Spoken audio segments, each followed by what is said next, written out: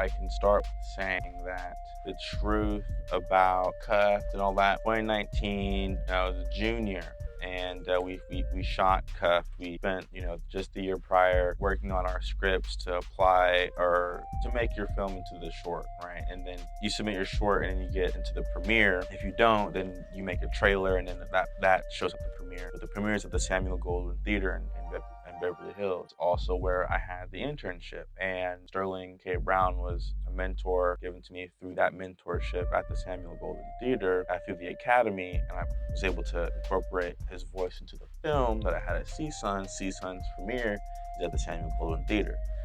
You feel me? So we were able to shoot a very successful principal photography. Got a chance to shoot at Burbank High School because of a really dope, amazing connection.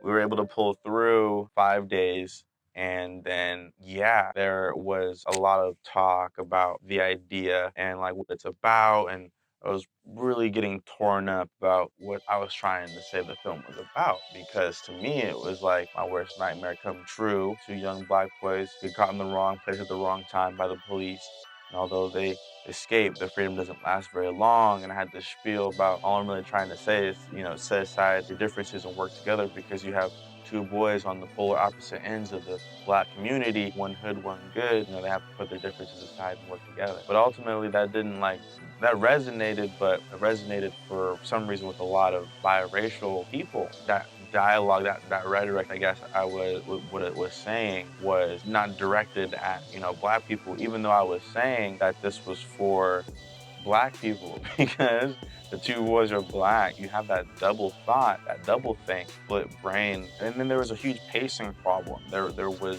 a need of broadening the world. I wasn't too stumped because I, was absorbing everything and every interaction, and everybody was talking about it. So here's the thing, I missed out on the opportunity for Sterling to actually be in the film just spontaneously, because he showed up. He did show up on set. He did, and there was the question, "Are you gonna be in there?" And he said he was down. I shut it down. No, I shut it down for whatever the reason. And then I asked him later in the trailer, and he was like, "Dude, I wasn't trying to." He's like, I was like, "Yo, dude, was it a test? Because I didn't know." And he was like, "Dude, I'm not the type of guy that's gonna try to throw tests at you like that. Like, what in the world?" I was like, "Dang, like." Because I was thinking in my head, publicist, all this stuff. Or maybe I had no idea. I was not prepared to do that, so I just shut it down completely. And that's just the truth. Yeah, maybe shit.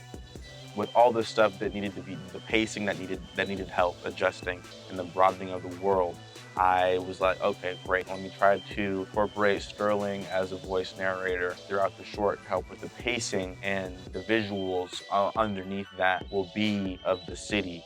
And they were like, that makes sense. So asked Sterling, and he was down.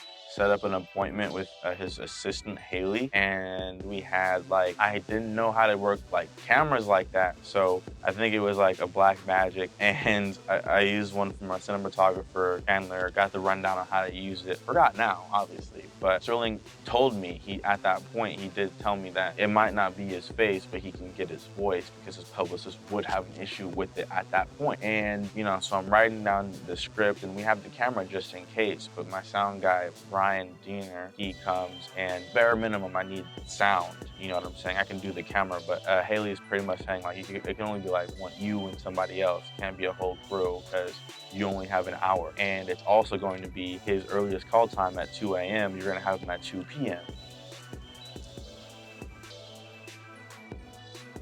People coming up here, man. The pressure's on, obviously, and what ends up happening was that we were just totally on top of it. We were just over prepared. We get there 45 minutes early, and we set up, and they let us in, and we set up and just ready. Super nervous. I'm super nervous. He comes in, eyes are bloodshot red, and he's tired, right? He's been out to 12 hours already, and he's still not done. Or maybe that's 6 hours. No, that's 12, right? 2 a.m. to 6 a.m. 2, 3, 4, 5, 6, 7, 8, 9, 10, 11, 12. Oh, shit. It's been 30 minutes.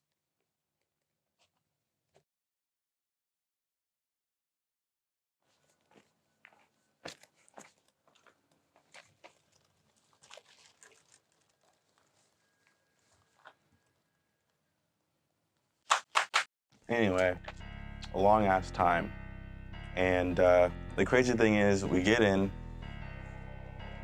and we get out, and there was a chance for it all to go wrong because I didn't really know what to say. I kind of just gave him the script. He ran through it a few times. I kind of had a general idea of like how I wanted him to sound because like I had the words kind of written out or just kind of formed in my head to how they would sound, I guess is what I'm trying to say. And I was able to just kind of let him do his thing, and for the most part, just him giving off his performance. I didn't have to tweak very much. I was just like, yeah, emphasize this or lesser on that, and maybe there's different variation that he gave that is just completely up to him. Ultimately, it was just all great stuff, like great takes, and I couldn't have asked for anything better for like the opportunity that he gave and like what we were able to accomplish. It was just me and Brian in the end.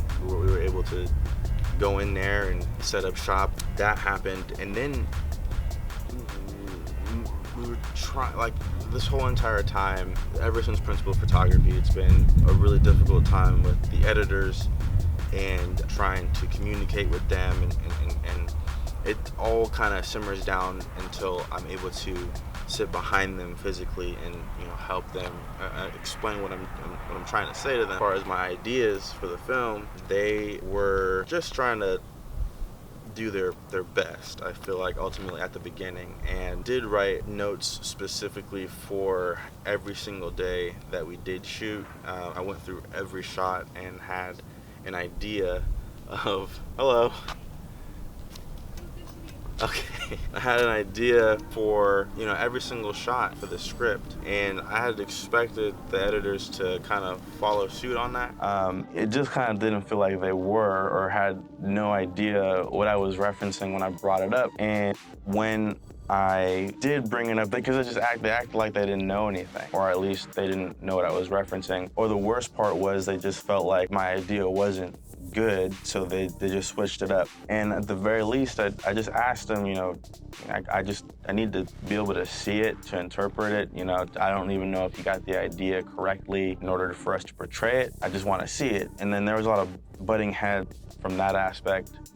So there was a version that we got where we were able to show at the Armour Theater on campus, and it was close to what I wanted. And a lot of that, it hasn't even changed for the final outcome of the film right now, and it's still being tweaked, I guess, as far as the credits. But the only thing that I really made, like, as far as a drastic difference, was the incorporation of the entirety of Sterling's voice and his lines, because they ultimately wanted to omit some of what he was saying. And if you omitted his lines, then it's not going to make sense. It wouldn't make sense. And the professors knew that, and they were asking questions. They were so confused on why we were butting heads and why the film wasn't making sense. And I was trying to explain to them that my full expression of what I'm trying to say isn't being heard, and they simply want to do what I asked. And I have no idea where it was coming from. It all happened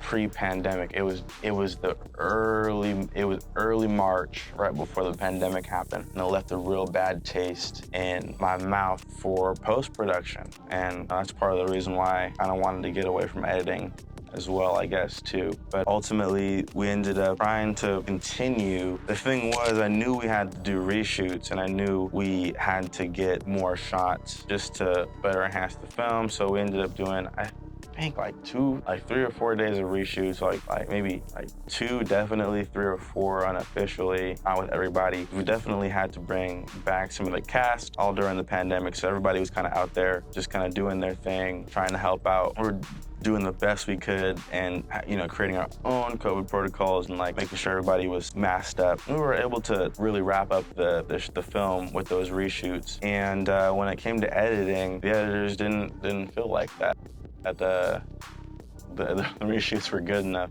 which is wild because I feel like, as an editor myself, I feel like that we definitely shot enough for us to at least get my idea across, to fully get the look of what I intended when we incorporated Sterling's voice. So we just kept butting heads on it, and I involved the producers and then the cinematographer, and ultimately, the editors stood firm on saying, like, we don't have enough footage to fully incorporate what they think I'm trying to say. They're trying to persuade me to edit it myself to show them, when that's against the rules. I can't actually do that, and they know that, and they just won't work on it.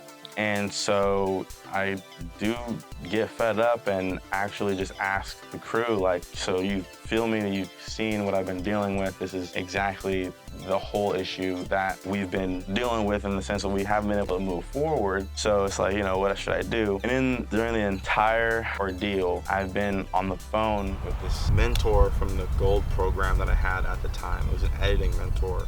I won't even say his name, but it might slip out, so I'll probably bleep it. It's just easier if I say his name, to be honest.